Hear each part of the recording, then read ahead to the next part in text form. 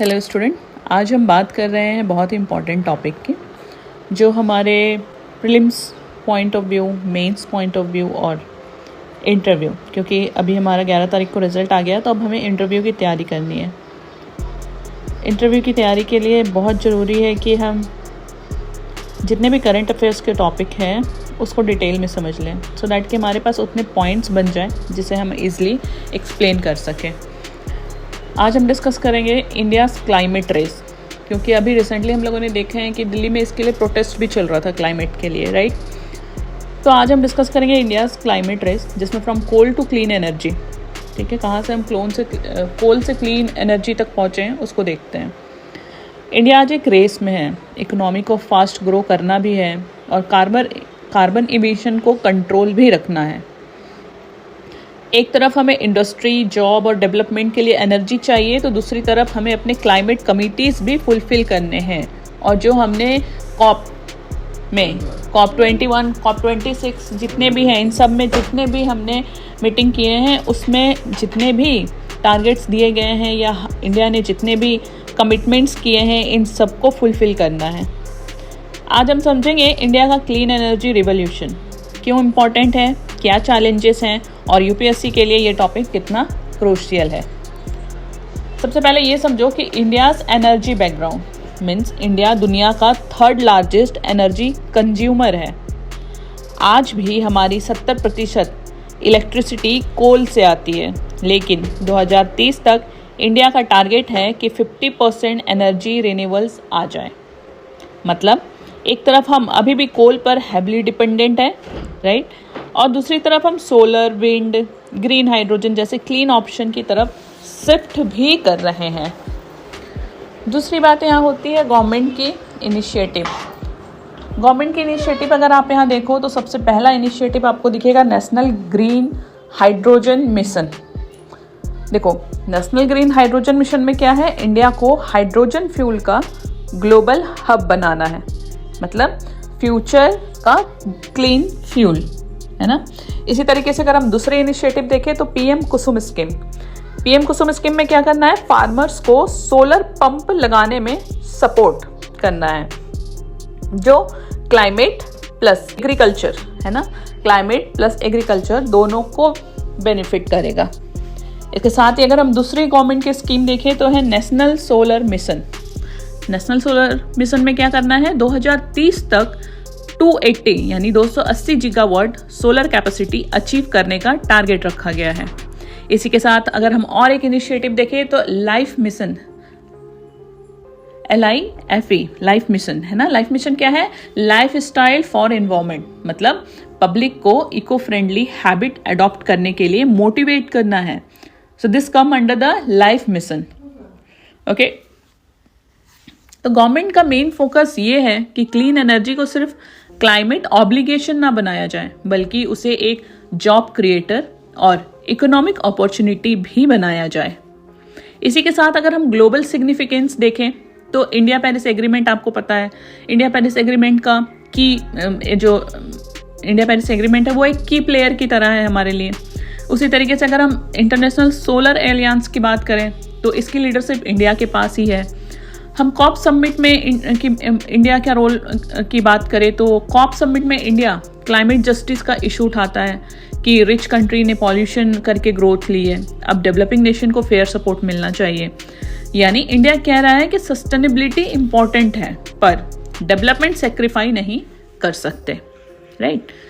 तो इन सब को अगर हम ध्यान दें तो कुछ रियल ग्राउंड चैलेंजेस हमें दिखेंगे, जैसे कोल डिपेंडेंसी।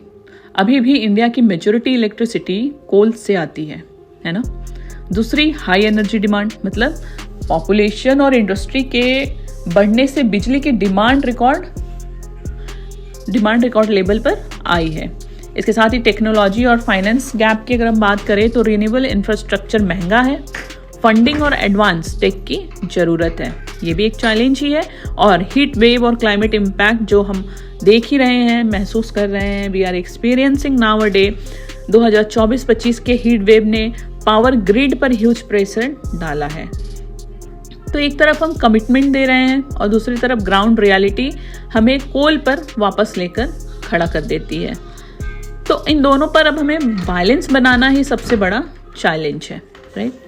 चलो नेक्स्ट अब बात करते हैं इंडियाज बैलेंस्ड अप्रोच। तो क्या अभी तक हम केवल बात कर रहे हैं, इंडिया ने अभी तक कोई बैलेंस अप्रोच नहीं निभाया है? नहीं, इंडिया का अप्रोच है कॉमन बट डिफरेंशिएटेड रिस्पॉन्सिबिलिटी, यानी CBDR, common but differentiated responsibility. यानी इंडिया कह रहा है हमें ग्रोथ भी चाहिए और सस्टेनेबिलिटी भी, यानी दोनों एक साथ मैनेज करना है।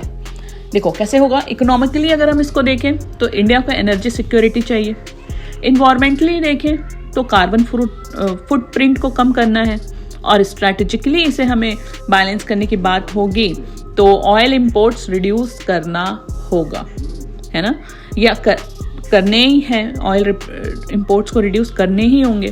तो ये एक डेलिकेट बैलेंस है, लेकिन इंडिया इसको स्मार्टली हैंडल करने की कोशिश भी कर रही है, इसमें कोई दो राय नहीं है। कुछ हमें फ्यूचर पाथ को भी देखना होगा। फ्यूचर पाथ में आने वाले सवाल में इंडिया फोकस करेगा, जैसे कि नेट जीरो 2070, है ना, 2070 टारगेट अचीव करने पर, इलेक्ट्रिक व्हीकल और बैटरी स्टोरेज डेवलप करने पर, बायोफ्यूल्स और ग्रीन हाइड्रोजन इकोनॉमी बनाने पर, साथ ही क्लाइमेट रेजिलिएंट इंफ्रास्ट्रक्चर क्रिएट करने पर। तो ये कुछ फ्यूचर पाथ हैं जो जिससे कि फ्यूचर क्लियरली ग्रीन है, ठीक है। जो देश क्लीन एनर्जी अडॉप्ट करेगा वही ग्लोबल लीडर बनेगा। तो इंडिया ने भी अपने कुछ फ्यूचर पाथ को आउटलाइन कर रखे हैं और होपफुली कि हम सभी इसको अचीव कर सकें, ठीक है। देखो ओवरऑल तो हमने समझ लिया कि what is the challenges, what is the future path and क्या हो रहा है, ठीक है। बट यूपीएससी रिलेवेंस ये हमारे लिए कैसे है, तो अगर हम प्रीलिम्स की बात करें तो प्रीलिम्स पे ग्रीन हाइड्रोजन मिशन, इससे क्वेश्चन क्रिएट हो सकते हैं। Solar mission targets, Paris agreement पे जो हर साल क्वेश्चन पूछे जाते हैं, प्रीवियस ईयर क्वेश्चन, राइट, वो आ सकते हैं। इंडियन सोलर एलियंस जो है उससे भी क्वेश्चन बन चुके हैं प्रीवियस ईयर में, तो ये भी एक इम्पॉर्टेंट इसमें के लिए हाईलाइट्स है, इसको आप पढ़ सकते हो अच्छे से। मेंस के लिए क्या हो सकता है, देखो मेंस के लिए क्वेश्चन क्रिएट किए जा सकते हैं लाइक इंडिया का economic growth versus environment balance, इसको डिस्कस करें, एक्सप्लेन करें, राइट। इसके साथ ही एनर्जी ट्रांजिशन और क्लाइमेट कमिटमेंट्स को भी डिस्कस करने दिया जा सकता है। Sustainable development and climate justice के बारे में पूछा जा सकता है।